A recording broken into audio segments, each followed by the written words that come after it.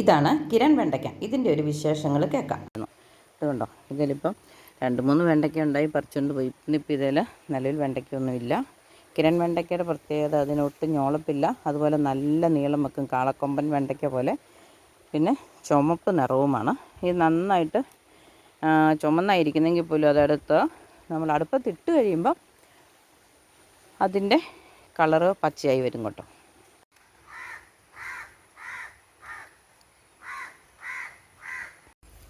ഇത് മറ്റൊരു കിരൺ വെണ്ടയാണ്.